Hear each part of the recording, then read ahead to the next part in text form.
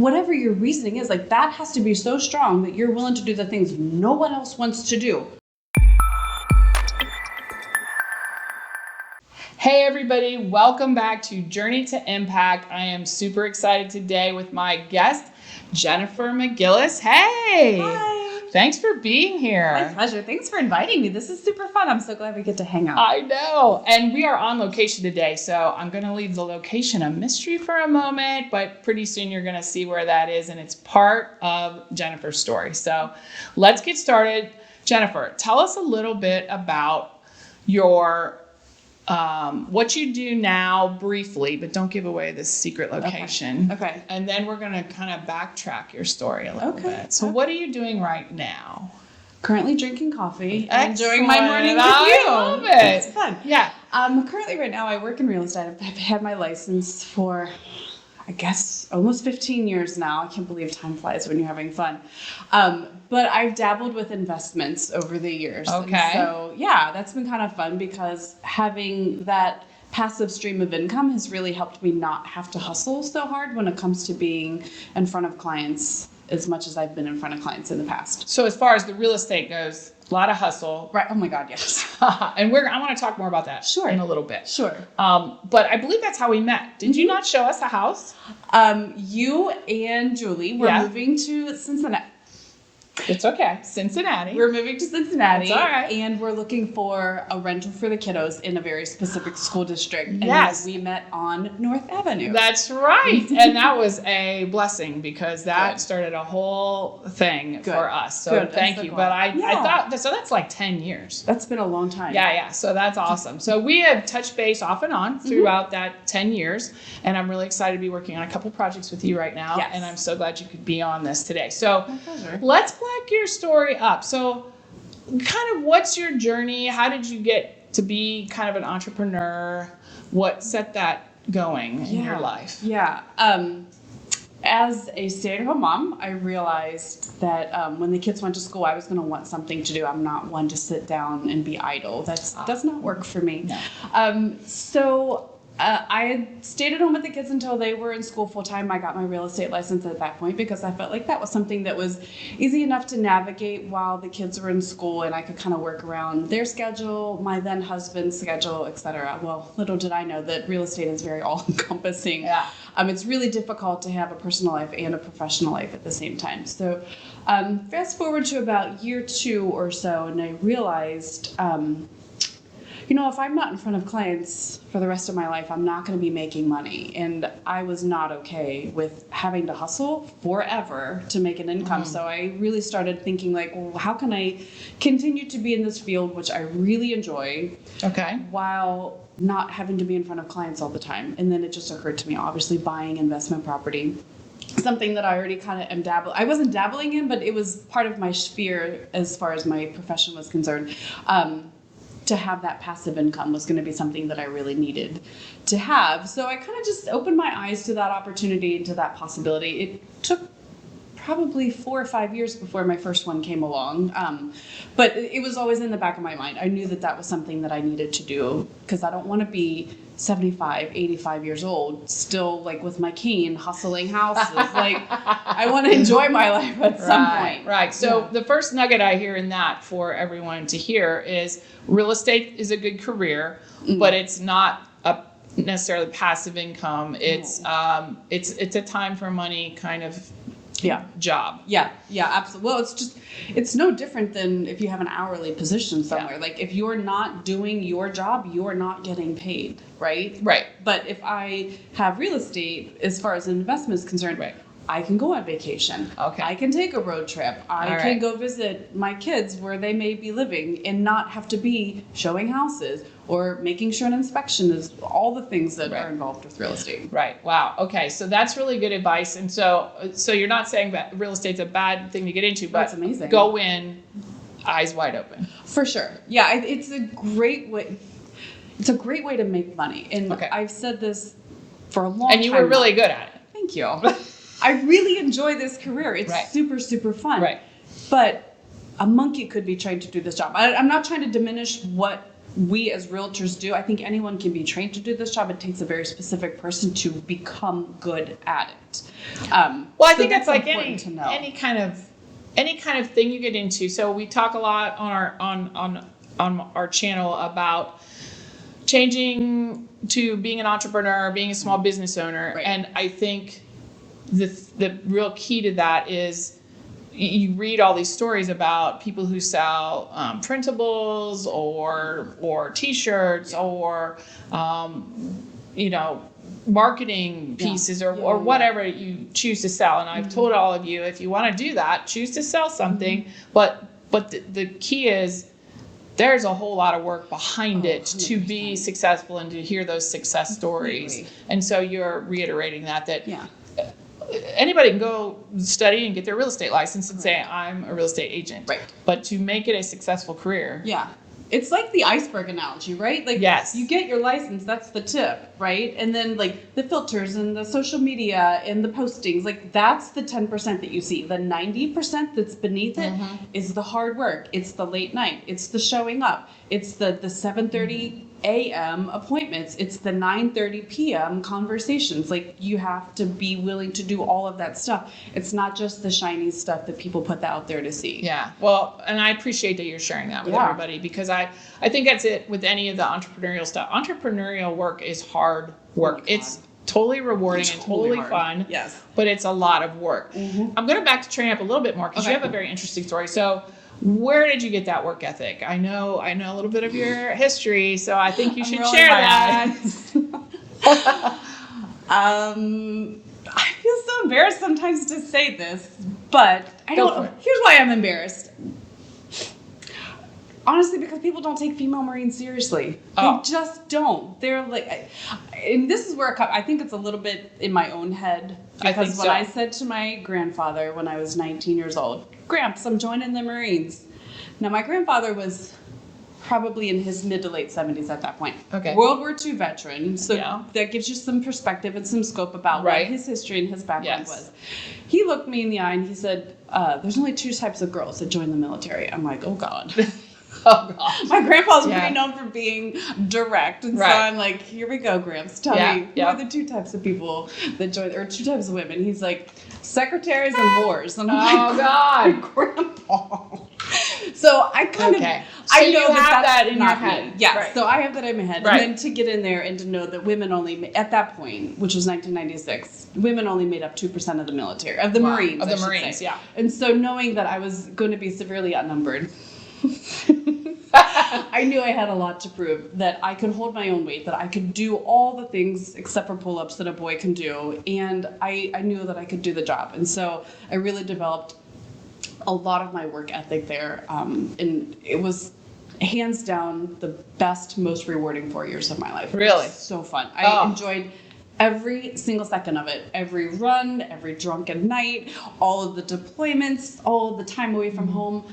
I love it. I loved it so much. I enjoyed it so much. That's so awesome. And I think it's part of your story. Yeah. And, we share a little bit of that because I was a firefighter, paramedic as well. And that's a very male-dominated Yeah. field. And again, what I was told, what are you going to do in a fire? Well, I might be pulling your behind out, so you might want to change that theory a little bit. Yeah. But anyway, but it is. It's some of the funnest, most fun that I had as well. But it's so challenging. You're constantly in your head proving yourself every day. Yeah. But don't you think that carries over then when you are trying to prove yourself in real estate? You're trying to X, Y, Z. Yeah. I found that. I just feel like. Yeah, I think the last thing I want to say about the military, though, is I wasn't a secretary and I wasn't a whore. Oh, wow. So, Grandpa, you be proud of me. Good to clarify that. Good to clarify All right. that. So we got that covered. And thank you for your service. Oh, you're welcome. It was Yes. really fun. Yeah. Really fun. But how does that translate into what I do now? I know the answer that I think you want to hear, and that's true, but I want to tell you what's real for me. Perfect. What's real for me is my motivation to go to work and to be good at my job in real estate was different. Like, I did learn a really solid work ethic in the military and the Marines. But when it came to real estate, my why became totally different. I got divorced. I guess I was 3 years into my real estate career. I went from my income just being extra to buy a vacation for our family or Right. to put new windows in our house. Okay. Whereas my husband's income was he was the breadwinner. Okay. He paid the bills, he paid the tuition, he paid the grocery bill, like all of that was part of our deal, right? Right. So I went from being a stay-at-home mom with a part-time real estate career to now I'm supporting myself completely and 2 kiddos under the age of 12. So then my why was like, I have to give them a really good life. I have to make sure that they're taken care of, that my and my husband's decision to not be a family any longer doesn't or has as little negative impact on them as possible. Gotcha. So my kids stayed at private school despite all of the financial decisions that I had to make for my personal self. My kids went to private high school. My kids had good things, So my why became making sure that they had a really good opportunity, better than I had when I was a kid. And I think most parents feel like that. Yeah. So the work ethic was a great foundation from the Marines perspective, Right. but when it came to the hustle, Yeah. it was 100% making sure that my kids were taken care of. That's awesome. So, and I think that's important. We talk about that as well. You have to know your why. Yep. If you don't know your why, you should probably stop and clarify. and clarify that for sure. Yeah, when your back hits the wall, then you're going to quit. Right. Right. Unless you have that why. So my daughter, let me tell you a quick story. I love telling stories. I also get this from my grandfather. That's awesome. My daughter was 14 and she was in 8th grade and she had come to me and said, Mom, there's a specific private high school here in Cincinnati that I want to go to. Okay. I looked at the tuition bill. I'm like, oh God. My son was already sophomore at a private high school here in Cincinnati, which was also not cheap. Right. And I thought, I'm not going to tell my kids no. I know my kids heard no a lot. Don't get me wrong. Right. But when as far as education. Yes. When it comes to education, I was really like, yes. Okay. So she told me where she wanted to go, and I was like, I have no idea how I'm going to afford it. I'm like, I have goosebumps right now, and I want to vomit a little thinking about how I was like feeling in that moment. Right. But I decided that I was going to make the money, and I didn't even care how I came about it. So I did what every realtor would hate to do. I literally started knocking on doors. I had a little note that I would hand out, and I knocked on their door. Hi, have you ever thought about selling your house? Thank you for your time. Next. Hi, have you thought about selling your house? No? Thank you for your time. And every time I was walking up their stairs, I wanted to vomit every single time because I know how I feel when people are knocking unsolicited on my door. Yep. But as I'm walking up the stairs, I thought, my daughter's going to go to that school. My daughter is going to go to that school. My daughter is going to go to that school. And so I just would go. And if I knocked on 50 doors, I would get 2 to 3 yeses. Wow. Every single time. Now, of the 2 to 3, maybe 1 net. But for 3 hours of my time to get a listing, I'll do it all day long. Wow. She went to the school. He graduated from a private school.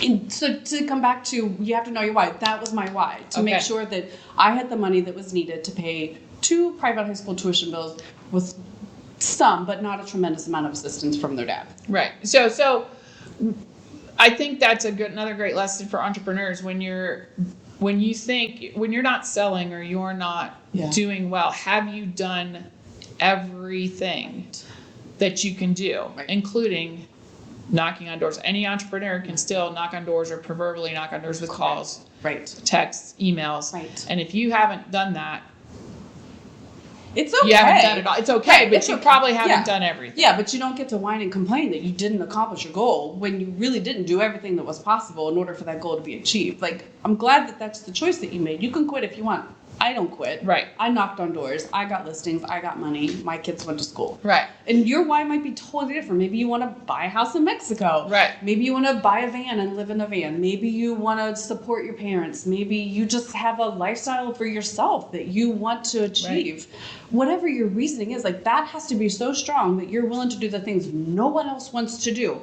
No one wants to knock on doors. I promise you, which is why I got 1, 2, 3 leads every time I went. And I'm not joking. Every single time I went out. Wow. Every time. That is fabulous advice. And that is what you need to hear in this conversation is know your why, and then just be willing to do the things that are uncomfortable to achieve your goals. Yeah. And it's okay if you don't, but you may not achieve your goals. Right. Or as quickly as you want. Exactly. All right. That's perfect advice. There, don't mean to interrupt, but could you do me a big favor and rate and review, follow, or subscribe, depending upon the platform you are listening to or watching this podcast on. It really helps us out so that we can continue to create great impact for you as well as other people. We want to magnify your impact with this podcast. So let me know if you want to be on the podcast. If you have a great story, get in touch with us and we'll see if we can have you on. Back to the podcast. All right, so you had the real estate career, you knocked on doors, it got you, it proved to be Successful. a winning formula for you. So then you shifted because you wanted to do less trading time for money. Yeah. So you did investments. So where are we at with that? And let's talk about what you're doing. Ooh, can we talk about the secret now? We can. Okay. So I, along the way, found different opportunities, and they were presented to me. I sought one out, but of the investment properties that I own, they all literally were just kind of fell into my lap. Okay. And I believe in manifestation. I believe in the universe kind of thing. So I knew that I was aligning myself into allowing those opportunities to come to me.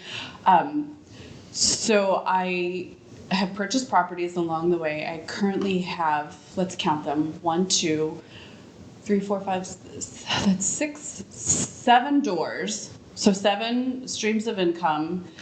Actually 9, because one of the streams of income that I have is a 4-family apartment building. So I get 4 streams of income from the apartment building, and then the garages beneath it are rented out also. Genius. So, well, I'm not using it. Right. And someone, somebody could. that someone is my son. He's a car mechanic, and he builds cars on the side. So he rents out the garage for me, and him and his buddies go down there and they tinker with cars and rebuild engines. And I'm like, just don't be loud for the neighbors, and I don't care what you do in there. Yeah. So yeah, I invested in some real estate along the way. I've got a handful that are just straight long-term tenants, people that just pay month in and month out, and they mind their business, and I leave them be as long as there's no problems that need to be handled. Right. But then 2 of them are Airbnbs. Oh, excellent. And they're Short-term so fun. rentals. So nice. fun, yes. Yes. Mm-hmm. And so you're really enjoying that. I love this job so much. So that's where we are today. Yes. We're actually in one of the Airbnbs. I was just telling Janet as we were getting started, this is my favorite house, hands down. Other than the house that I live in, where the pictures of my kids are on the wall and the memories of us living there are, like, this house is just got such good vibes, good energy. It just makes you feel so comfortable the second that you walk in. And as a matter of fact, the first minute that I walked into this house, I knew I wanted to buy it, and 2, I knew it was going to be an Airbnb. Wow. Someone had approached, he called me to list it. Okay. And that's how all of them have kind of come. Okay, through like your real they've fallen estate. into my lap. It's Okay. essentially, Jennifer, can you come list this house? Okay. And the ethics guidelines that we take as realtors stipulate that if we walk into a situation like that, where we've been called to do a job, but we might have a different idea of how we want to do that, we have to tell them right away. That way they don't feel like the numbers that we're going to share with them as far as the potential list price are influenced by the fact that we want it for ourselves. Right.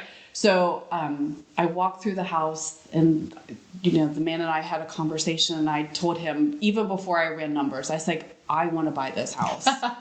And he's like, you do? And I was like, yeah. That's so cool. We worked out a deal. I still gave him numbers, that way he could understand what he could potentially net if he decided that he wanted to sell it. But he was like, no, this is great. And so that's what we ended up doing. And it needed some work. I'm not going to lie. The walls were covered in floral wallpaper from probably 1940, which was pretty, but not very 2020, whatever year it was. 2018, as a matter of fact. That's what year it was. Pre-COVID. So I brought some contractors in. I gave myself a budget of $5,000 to include furnishing and renovations, and I think we came in just a little over $5,000, give or take a little bit. But we had it up and running in 6 weeks, and I said to myself, holy shit, like, this is sorry, am I allowed to cuss? Sure. Okay. This is a big deal. Like, I'm putting a lot of eggs into one basket here. And it was, again, late 2018. I bought this in August, and we had this up and running mid-October, so maybe it was a little more than about 6 weeks, give or take. But I just said to myself, similar to the story I shared with you earlier, like, I'm going to give myself a defined amount of time. So for this Airbnb, I said, I'm going to give it 6 months, because we were coming into the holiday season, Thanksgiving, winter, Christmas, New Year's. So I'm going to give myself 6 months. If this doesn't work, as the successful Airbnb, if I'm not making the money Right. that I think I want to make, Right. I'll sell everything. The furnishings, I'll probably make a couple grand. It's Right. not a big deal. Right. And then I'll just put a tenant in place. At the end of the day, I had to recognize that the property itself was the asset. It wasn't the income that was coming in. So yes, I paid a lot of money. Well, not a lot actually. Right. I paid some money for it, Reasonable, and I right. put some more money into it. But I still had something that I could turn around and recoup my outlay of income or my outlay of resources Right. in order to recoup what I Excellent. had spent. So put it up. Within 2 weeks, I had my first booking, and it's just been all hands on deck, and we've just been killing it, with the exception of COVID. Ever Right. since then, That's I usually amazing. maintain at least for this particular one. I looked at the numbers last night. I'm at about 65 to 70% occupancy. Wow. That's amazing. And that's just over the course of the past couple of months. I think coming out of winter, it maybe has skewed the numbers a bit. We're typically pretty busy spring, summer, in the autumn also. It's just Wow. people come to town for concerts. Yeah. Or Taylor Swift was so good for us. Thank you, Taylor. Taylor was so good for us last Excellent. year. Oh. We did really well. Yeah. Baseball games, football games.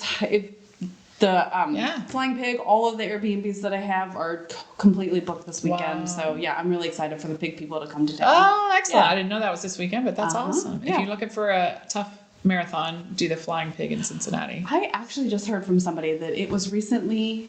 Oh, I was reading Cincinnati Magazine over the weekend. The Flying Pig was rated the #1 marathon in the country. Wow. I was Because like, it's not just a flat No, little God, no. jog. No.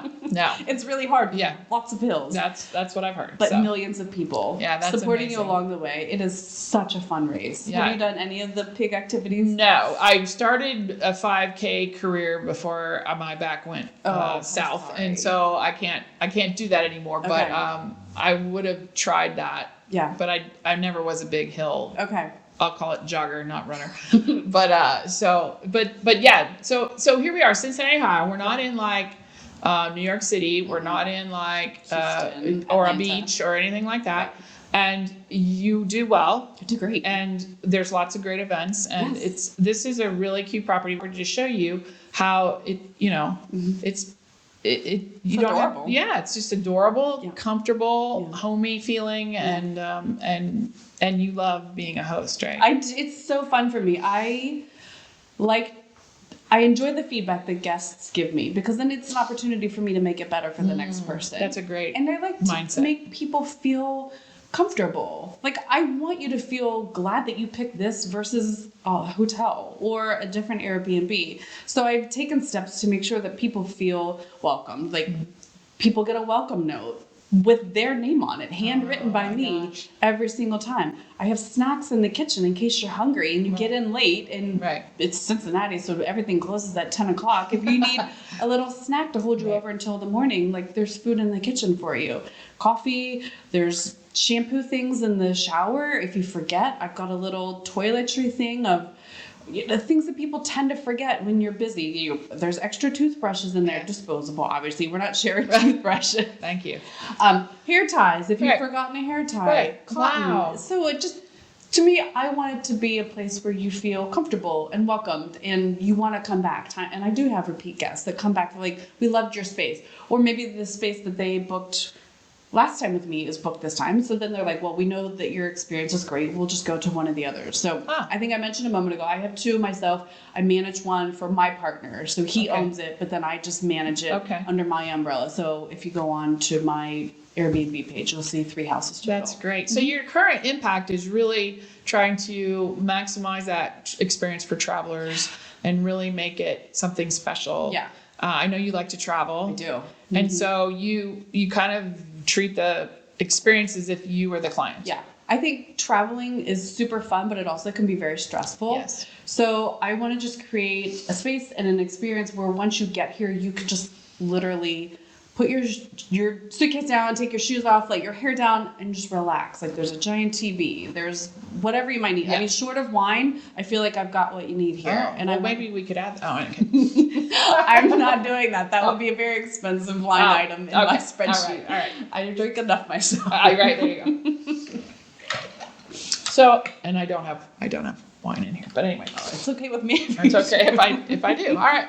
Well, that's awesome. So kind of looking back, you've given us some great advice about about entrepreneurship and things. So if kind of looking back about what are some other areas of impact you've had? So you impacted your kids' lives. You were really focused on being sure that they had their educational opportunities maximized. I think that's amazing. What are some other areas? Have you other areas along your journey that you would say were really important for you to kind of make a difference or make an impact? Sure. I think in order to answer that question, I'll come back to storytelling. Okay. Because I think a lot of real estate is about the clients and about the people that you meet. And as a previous client of mine, I hope that this resonates with you a little bit. I think my job as a licensed real estate agent, as a realtor, is so important because we're really helping people with some of the biggest financial decisions of their entire lives. And I think sometimes if you're a seasoned agent, you can forget how important that is because you're just so busy doing the things and checking the boxes. Like we know the entire checklist that needs to happen from start to finish in every single transaction. So for us, sometimes it's like, get to the closing table, but you forget that there are real people that are involved with this, with real stories and real, there's, to use your word, there's real impact to what we're doing. And There can be. Not every single person is its own story. Right. And I don't get to know every single person's story. But from time to time, when I do get to know these people and some of their backstory, it's really like, it kind of brings me into tears. Right. I'd love to share one story with you if you don't mind. It's probably one of my most meaningful stories. Absolutely. I was probably licensed less than 5 years. So I didn't have a ton of experience. Okay. I wasn't like the kind of girl of get to the finish line. I don't think I've ever been that kind of a girl, but that's okay. But this guy was about my age and he was not buying a very expensive house. It was, even for that time, I want to say it was probably 2013, 2012, 2014, somewhere in that. Like real estate was not bananas like it is right now. Right. Things were still affordable. You could still buy a starter house, and that's exactly what he was looking for. Okay. So, if I remember correctly, the house he bought was literally $50,000. My commission on that was going to be about 8 cents after everything was said and done. Okay. But that's okay. I remembered why I'm there. So we get through all of the steps, and we're 2-3 weeks away from the closing table. His lender calls me and says, "Hey, Jen, just wanted to give you a heads up. I'm going to say David. David is not his real name. I don't know that he would want me to use his name. David's loan has been cleared to close. You can call him with the good news and let him know. Clear to close means there are no other obstacles short of David changing his mind or the seller's house burning down that could prevent us from getting to the closing table. All the obstacles that David needed to overcome to get that clear to close had been achieved. So all he had to do was sign the papers. All right. So I'm like, great, thanks, appreciate it. Next phone call. Hey, David, I have some great news for you. It's like, sure, Jen, what's up? Just found out your loan's been cleared to close. What does that mean? Okay, I explained to him all the things that I just said. Short of you changing your mind of the house burning down, we're good to go for closing debt on whatever it was. Right. And he got real silent for a moment. And I was like, are you there? He's like, I just want to tell you how grateful I am for you. He's like, I know this wasn't a really big sale for you. Your commission is not going to be amazing. But I just want you to know how meaningful this is for me. And I was like, oh, I'm happy to, David. Like you and your wife and your daughter, you guys have been amazing to work with. I'm so happy. And he's like, no, you don't get it. I'm like, what am I missing? Tell me what's going on. And he was like, I think he was 32 or 33 years old at the time. He was like, I'm 30 something years old. He's like, I've never lived in a house before. Wow. I was like, wait, what? Not even as a kid. He's like, no, I have goosebumps again. Yeah, he said, I have goosebumps. Jennifer, I've never lived in a house. Wow. I've only ever lived in apartments and trailers, and I wanted something better for my daughter. So I really appreciate you continuing to work with me. Wow. And being able to help provide this. And I was like, yeah, right. Yeah, wow. How do you not get totally moved by that? And so that's impact. You talk about, being a person of impact. Like if you show up and do your job and you remember that it's bigger than yourself. Yes, back to the why, right? Yes. Why am I doing this? But also remember that these are people that we're dealing with and they have their own stories. And so, I don't know. Cool. I love what I get to do, to be able to have that teeny tiny little bit of a part of their story. I appreciate that so much. And you had a big impact on our lives because we actually got that rental at the 11th hour of the, like I thought we were, I at the time didn't have a permanent place to live. Oh, so I did you not probably know don't that. know my No. whole story. Yeah. So that was like we were so grateful, and it started our journey kind of through living in the Cincinnati area and raising our kids. So it was hugely impactful, and you probably didn't know the whole story. Didn't, no. So to me, to be able to have a house again and a home, a place to put my things was very impactful. So I wasn't homeless, but I was between homes, and so I was living in a hotel. So that was no fun. So you made a big impact on my life as well, and I'm so happy. And you should know that because we're still in contact, and however many years later. yeah, and Jen's great. We can not talk for a couple years, and we pick back right up. So totally. I appreciate you so much. So same. Thank you for the impact you have made in various ways, and you can too. You can figure out ways. What would be your best advice? Short piece of advice for somebody who is looking to kind of impact the world. You've already given us a couple of nuggets there, but do you have any other, how can you impact through your job or through an entrepreneurial adventure? I think a lot of us go to work or are in the weeds of our business, and we think we're not making any kind of difference. What advice would you have over that? Gina, that's such a big question because there are like a million jobs out there that people can feel like, what I'm doing, working in the drive-thru at a fast food restaurant, that's not impactful. Delivering mail, that's not impactful. But it is. But it is. Because behind every single job, even if you're like unclogging a toilet, you're having an impact on the person that you're interacting with. That crazy mom with the screaming kids in the background while you're just getting 3 Happy Meals on the way home, you're making sure that she's taking care of her kids at the end of the day. You can deliver it with a smile. Right. I just thought of another story, but that doesn't matter. Edit that part out. You can, I think if you look at your job and your interaction with other people and recognize they're a human being too.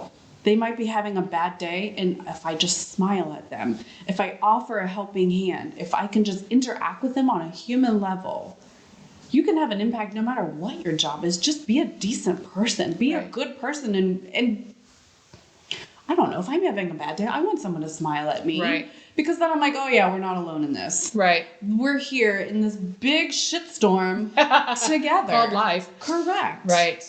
No matter what's going on, you can always make somebody's day a little That's bit great. better. That is great. I don't know if that really answered your question from like a job perspective, but I think on like a human being level. Well, I think I agree with you. The piece that you said earlier as well as this is remember you're dealing with people.